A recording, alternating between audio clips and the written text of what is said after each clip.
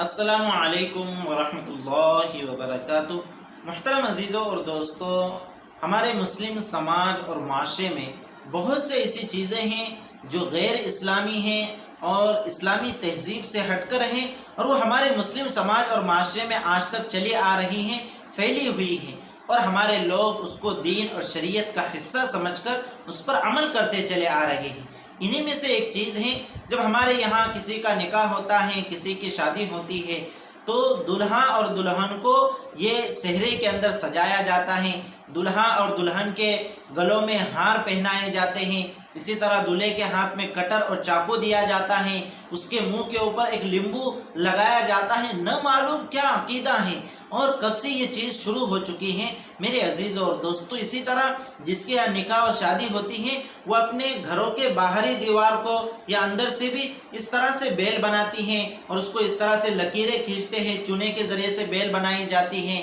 گھر کے باہر شادی مبارک لکھا جاتا ہے، تو چلو ٹھیک ہے، شادی مبارک کے حد تک تو ٹھیک ہے، کوئی بات نہیں، لیکن اس عقیدے کے ساتھ کہ لکھنا ضروری ہے، اور اس طرح گھر کے باہری دیوار پر ایک بیل، خاص بیل بنانا ضروری ہے۔ اسی طرح جب شادی کے ایک دن پہلے کا دن ہوتا ہے، جسے ہمارے سماج میں منڈوے کا دن کہا جاتا ہے، تو اس دن بھی کیا کرتے ہیں، جو منڈپ ہوتا ہے، منڈپ کی بعض لکڑیوں اور بلیوں کے اوپر آم کے پتے باندھے جاتے ہیں، لیم کے پتے باندھے جاتے ہیں۔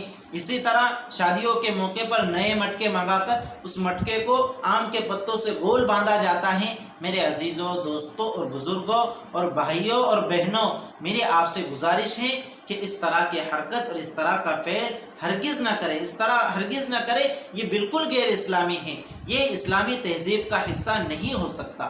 اللہ رب العزت نے اتنی پیاری اسلامی تہذیب ہم کو دی ہے، ہم اس تہذیب کو چھوڑ کر کیوں دوسروں کی تہذیب اپنائیں؟ یہ اغیار کی تہذیبیں ہیں۔ ہمارے کسی حدیث میں، قرآن کریم کی کسی آیت میں ہمیں اس طرح حکم نہیں دیا گیا کہ ہم دلہا دلہن کو سہرے پہنائیں یا گلوں میں ہار پہنائیں یا دلہے کے ہاتھ میں کٹر دے یا گھروں کے باہر چونے کے ذریعے سے بیل بنائیں، اور اسی طرح شادی کے موقع پر نیا مٹکا خرید کر اس کو آم کے پتوں سے گول باندھا جائے۔ اس طرح ہرگز ہمارے کسی حدیث میں، قرآن کریم کی آیت میں نہیں ہے، پھر کیوں ہم اس کو کر کے دین کا حصہ اور شریعت کا حصہ سمجھ رہے ہیں؟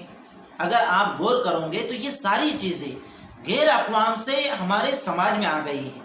جی ہاں میرے عزیزوں اور دوستوں، یہ غیر اقوام سے ہمارے سماج میں آ گئی ہے، اور یاد رکھیے کہ ہمارے پاس اپنی ایک اسلامی بہترین تہذیب ہے، اس لیے ہمیں اپنی تہذیب کو چھوڑ کر دیگر تہذیب کو اپنانے کی بالکل بھی گنجائش نہیں ہے۔ ہم کسی کی تہذیب کو برا بھلا نہیں کہتے، جو اپنی تہذیب پر عمل کرنا چاہے وہ کر سکتا ہے، لیکن ہم اپنے لوگوں سے کہتے ہیں کہ وہ خود اپنی تہذیب پر عمل کرے، وہ دوسروں کی تہذیب پر کیوں عمل کرتے ہیں؟ کیا وہ رسول اللہ صلی اللہ علیہ وسلم کے اس وعید کو بھول گئے؟ من تشبہ بقوم فہو منہم، کہ جو جس قوم کی مشابہت اختیار کرے گا اس کا شمار انہی میں سے ہوگا۔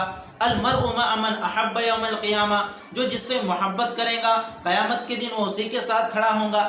تو کیا یہ ساری حدیثیں آپ بھول چکے ہوں؟ یاد رکھیے کہ اگر ہم کسی قوم کی تہذیب کو اپناتے ہیں اور اس کی تہذیب کو پسند کرتے ہیں، ان کی مشابہت کو اختیار کرتے ہیں، تو پھر ہمارا شمار قیامت کے دن بروز قیامت انہی کے ساتھ ہوگا۔ اب آپ ذرا غور کیجئے کہ ہم کس کی مشابہت اختیار کر رہے ہیں۔